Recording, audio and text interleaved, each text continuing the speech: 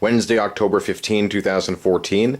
This is Mercedes Diesel Guy, and this is my 1983 Mercedes 240 Diesel. Tonight, I'm going to be taking a look at the odometer and trying to fix that. Now, obviously, I won't be able to verify the repair for months because I won't be driving the car. But basically, I have to get the speedometer and odometer out, and it's the unit in the center here.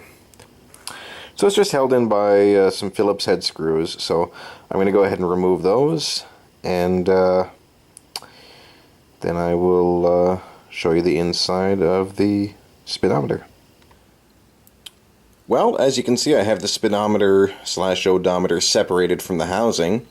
Wasn't too bad.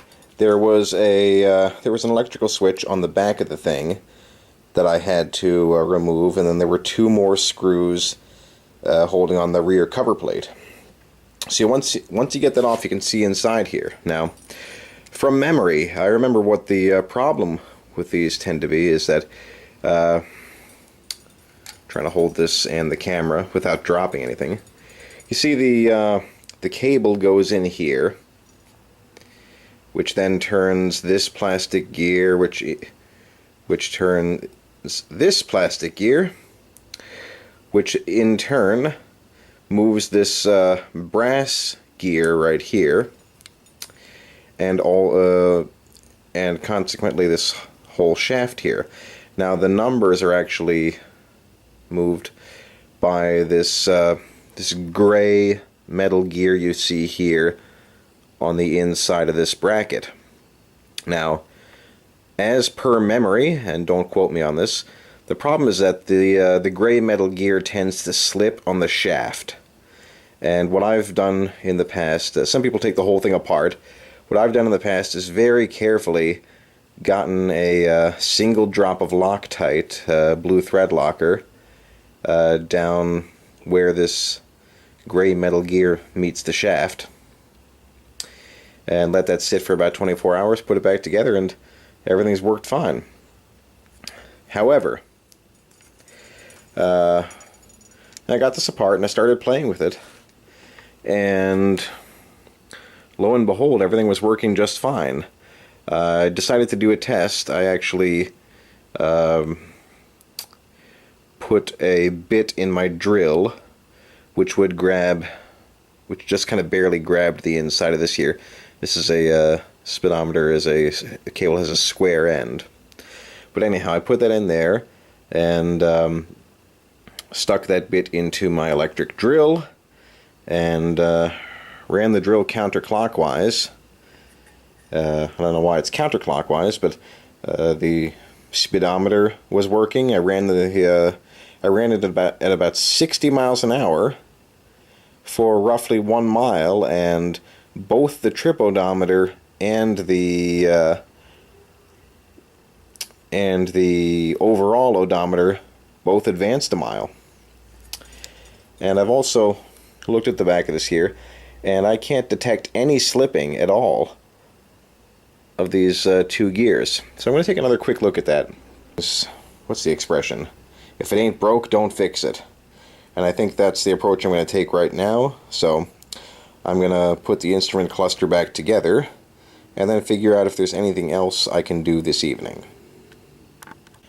Well, as I said, if it ain't broke, don't fix it, but I figured out something else I could do before we put this all back together.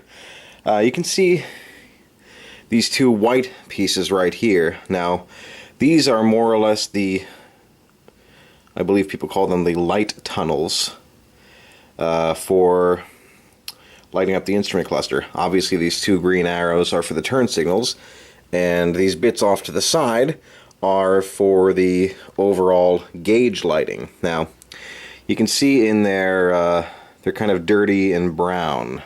So,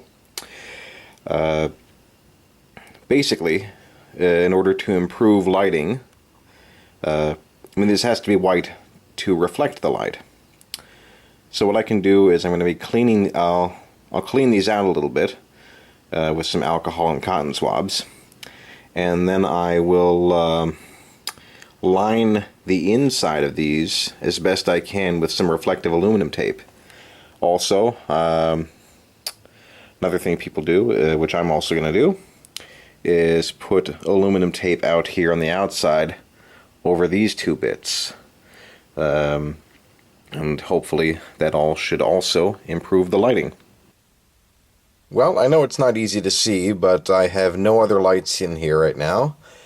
I am basically working in complete darkness, and you can see that the dashboard lights are, I would say, plenty bright. For whatever reason, the fuel gauge is jumping around on me at the moment, and the low fuel light is on. Not 100% sure why that is, but anyhow, I'm really happy with the outcome here. And like I said, with brand new bulbs, this should be even brighter. But even as such, this is plenty of cluster light for me to drive this car at night. So this is Mercedes Diesel Guy. Thanks for watching.